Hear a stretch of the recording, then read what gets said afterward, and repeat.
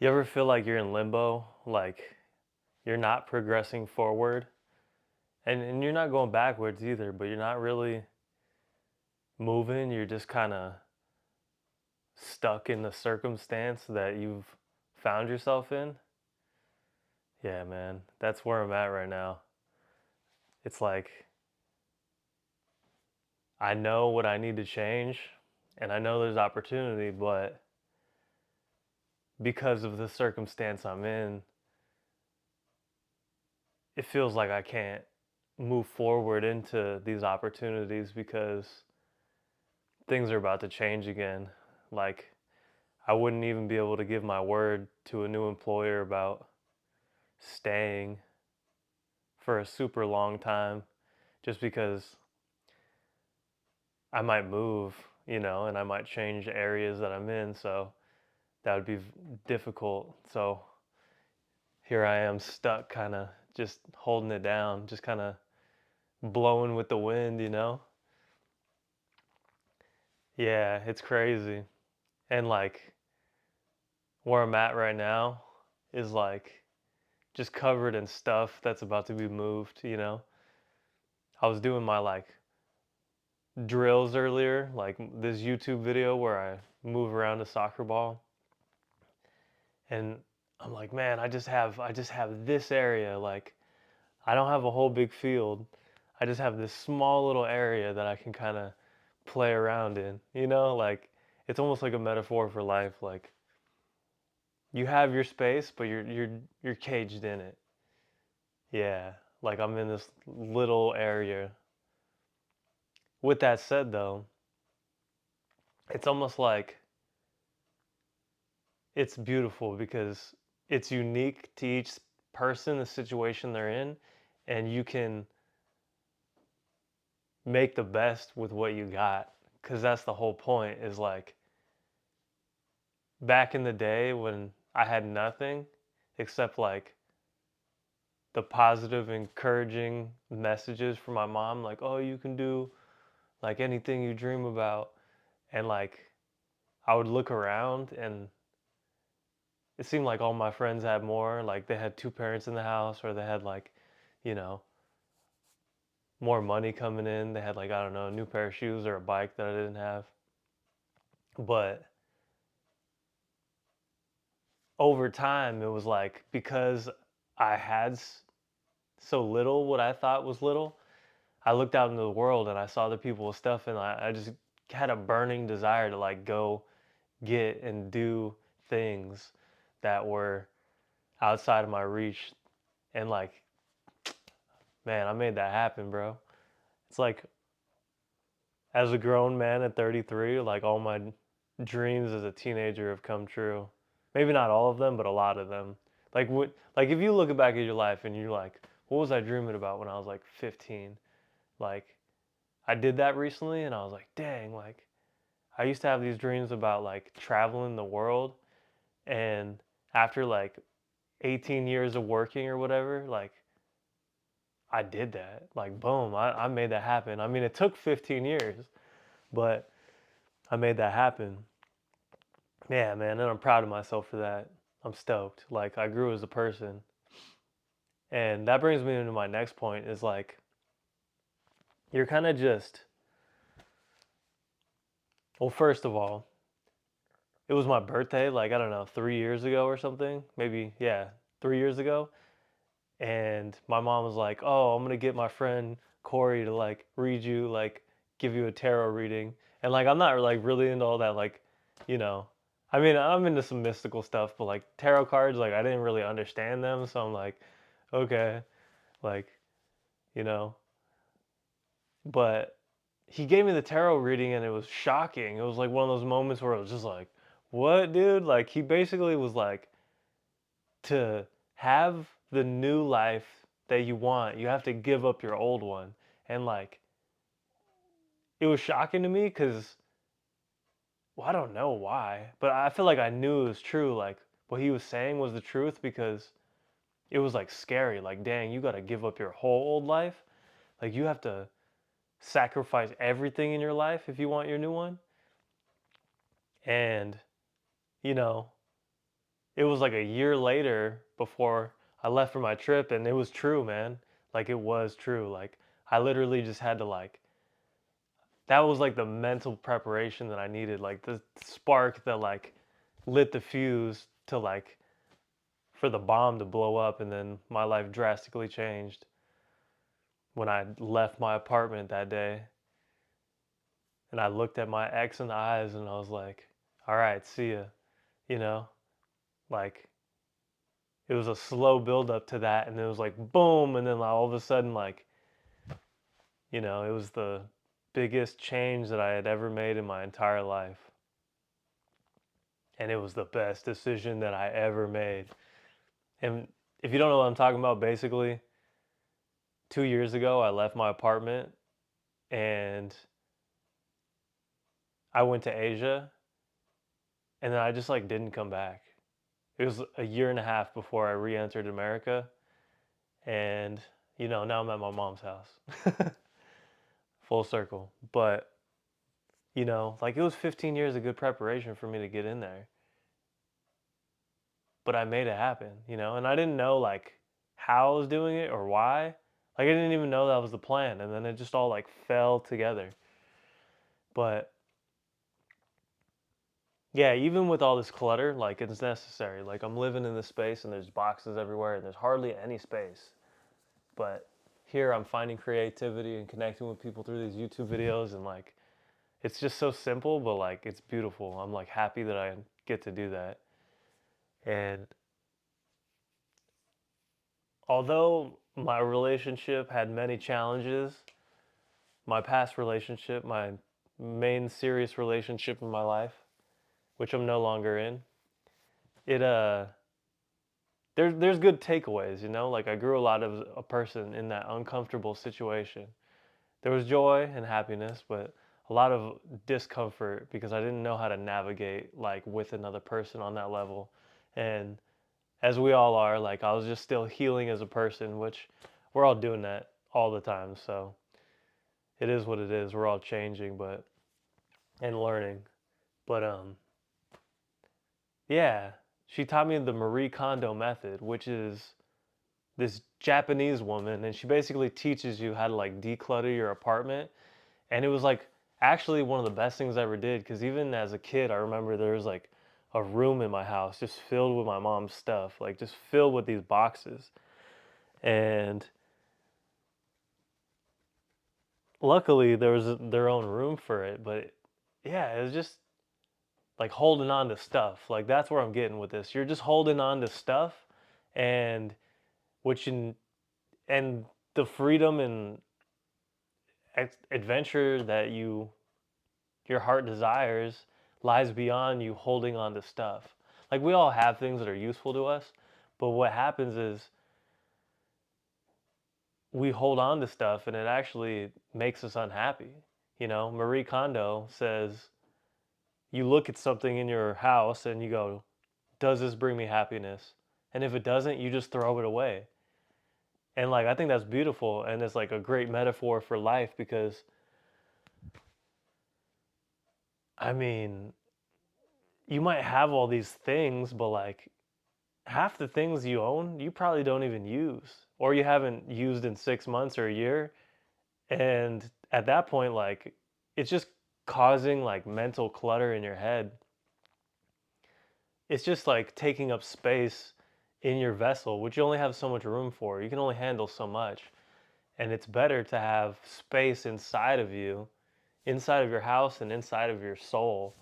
So, like, you can let in the things that you love, because when you hold on to things that aren't serving you, basically you're taking the place of filling yourself with something that you do love. So you're holding on to stuff that isn't helping you grow or feel alive as a person, but because you're holding on to it, you actually can't receive the love and the adventure that you really want. So, my point is, and your life depends on this, like let go of the stuff that isn't making you happy. Just like throw it away. And when you do that, is the only time that you can receive the abundance of love that you truly desire. It's the only time. And you're going to receive love no matter what. You are. You will. But you deserve more love. Like, you want your love to multiply. And this is a big metaphor, you know? Like, first it starts out with stuff in your apartment, but then it goes into like your soul and your energy and like the relationships you have in your life. And like through every level and layer of life, it actually applies. And that's why metaphors are so beautiful, because they're like universally understood. Like the words that I just said about letting go to receive, like that could literally apply to like the most niche situation in your life. Like it could even be tied to a memory or like, an event or like a habit that you have in your life. It's multifaceted, man. The human experience is truly like amazing. And man, this just made me have another thought. Maybe you see like in places in the world where people are like really ecstatic and joyful, but like they don't have a lot. Maybe that's why, bro. Maybe they're stoked because they're not, they don't have clutter in their life. So like they can receive the energy from the universe because they're not holding on to a bunch of stuff that they don't need, like hoarding it like a freaking, you know, like a troll under a bridge or like some like lazy dragon, sleeping dragon, Like you're just hoarding it all. You're just like, ugh. But really, you don't want to be like that. You want to be like, yeah, yeah. And you want to be laughing with your friends and doing cool stuff like that. Yeah, was that a little bit cringe? I feel a little bit cringe. But you get the point. So I want to get into this too. To receive the new life that I had, which was traveling around the world for a year and a half, and even longer, even 2 years, because after that I visited my family who lives across the United States, and that was also a blessing in itself to return home. But I had to give up the relationship that wasn't serving me, that was making me deeply unhappy. I had to give up my apartment, which was a very good price, and I, networked my way into and locked in an amazing price. Even when the prices went up, I still had the cheap apartment, and it actually allowed me to save the money that I spent to travel the world, so I wouldn't have been able to do it without that apartment. And I had to say goodbye to the girlfriend. I had to say goodbye, cheap apartment, which was my home for 5 or 6 years. And then I had to say goodbye to like all my friends and family home. And then I was free, dude. Then it was like I just got sucked into a portal of like amazingness, and like there was no responsibilities or bills holding me back. Like once I let go of my phone bill, my rent, my utilities, my gas, my insurance, like bro, I had no incurring expenses, which made all the money that I had mine. And then I could use it to buy plane tickets and like hostels and spend it on food, eating out every single day, which makes you feel rich. And then just like hanging out with other people who also have free time. And this could apply to any situation in your life. You don't have to travel like in Asia like I did, but you know, you could have like a sick hobby, or like you could completely uproot your life and just do the thing that you always dreamt of doing. I don't know, van life, freaking a new job, move to a new state, start like a radical lifestyle based around like a hobby or practice that you just don't have enough time or space for because of your current circumstance, and you can do it, and it's possible. Oh man, that's freaking incredible. Now, where am I going with all this? To attain your new life, you must sacrifice your old one. Wanted to say, I remember when I was doing music before the girlfriend time, the house time, and the work time. I was doing music, and like I remember I was tapping in. I used to listen to Bones, like that dude with the long white hair, and I was like, dude, this guy's sick. He just makes music, and you know, he has his own style, and all that was cool. But yeah, I started tapping into his music network, and I was like, oh look, he has all these fans. Maybe these people would like my music. And I started following all these like young people, and they were just like, I would go to these profiles who followed Bones and commented on his stuff, and I was like, would follow them to get them to interact with my profile and kind of just check me out, my music. So I started following all these teenagers, and dude, they're just like such a bummer, dude. Like so depressing. Like so depressing. So every time I would open my phone to Instagram, I just had like black forest, like people smoking cigarettes and like wearing eyeliner and like all this like, oh, I'm sad, like all this bummer behavior. And I was like, man, this sucks. So then after that period of time, I unfollowed all those people because I was like, I can't even go on my phone without just darkness leaching into my life. I started following like just pages that had cool quotes on it, like that resonated with me, like just positive, uplifting stuff. And like obviously, I love to learn on my phone too. I follow things I'm curious about. I'm sure you guys do too. But I just like replaced all the negativity on my Instagram timeline with things that made me feel good and like I can believe in myself. So every time I open my phone, I'm like, oh, beautiful, beautiful. Like, you know, it's like, wow, a positive affirmation from the universe, like a truth will just pop up and I get to read it. And like, it really changed the outlook of my life because like all of a sudden I'm on my phone and I'm like, wow, like look at all this positive, amazing words that are giving me creativity and like insight through metaphors. And it's funny on the inverse, I used to listen to my ex-girlfriend be like, "Oh, I always open my phone and like, like there's all these people and they're getting married and they're smiling and they're having kids and all this stuff." And like she just so bummed about it. Like just looking at the people closest to her post the happiest moments, not even closest to her, just people she knows, posting their happiest moments because that's what most people do on Instagram. And then just like comparing that to your life, like, that is disgusting, and I think it happens to a lot of people.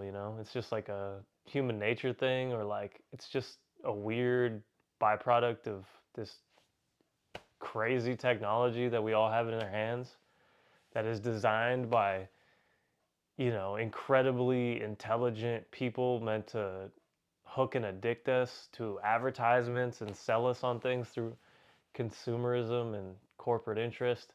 But yeah, my point is like curate your page, dude. Like if you get on your page and you notice it bums you out, like don't do that. I mean, if you want to laugh, go for it. I think some of the jokes that come up on mine are like kind of, I don't know, like they're funny. Like a lot of stuff is funny, but then like people send me stuff and it's like kind of like funny, but like in a negative way. And then yeah, that stuff isn't like great to see all the time. So curate your page, man, because like think about and curate your life. Like your external world is a reflection of your internal world. So you can like physically change things.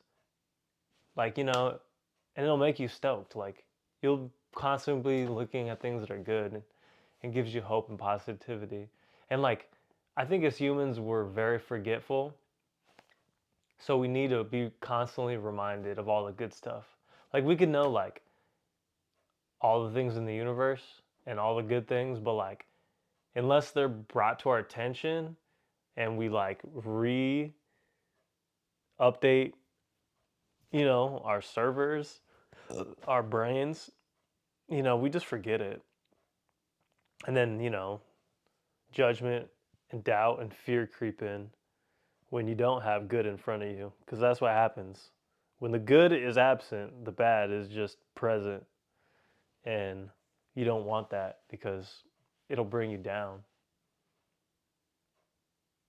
Energy vampires and leeches and negative entities are real, and they will attach themselves to you if you don't continuously work to find the good in a world that can be chaotic. Like life is just constantly throwing stuff at you.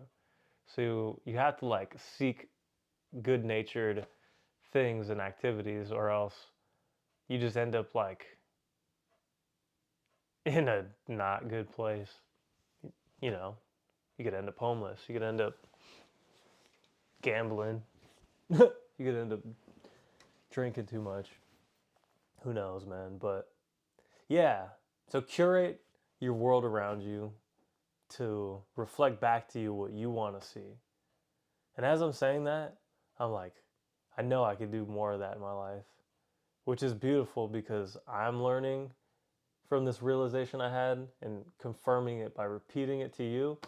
And you get to listen to it. And if that resonates with you, you'd be like, yeah, that's true. Dang. Maybe you had this thought already. Or maybe it makes sense. Some of you out there are going to be like, oh, yeah. Oh, yeah. And then maybe you don't act on it, but I planted a seed in your head. So now when you hear something like that again or see it another few times, you're going to be like, oh, yeah, boom, epiphany. Whoa, this idea of like curating my universe for positivity popped up in my head again. And then eventually it will manifest because your pattern recognition is recognizing it. And you're like, oh, I saw that a few times. And you'll recognize it if you're ready to see it, if you're aware, if you're at the level of consciousness ready to receive the blessings in front of you, it'll manifest in your life. And you want those blessings, trust me. So, yeah, man, go get that. Go get that. And let me know. Yeah.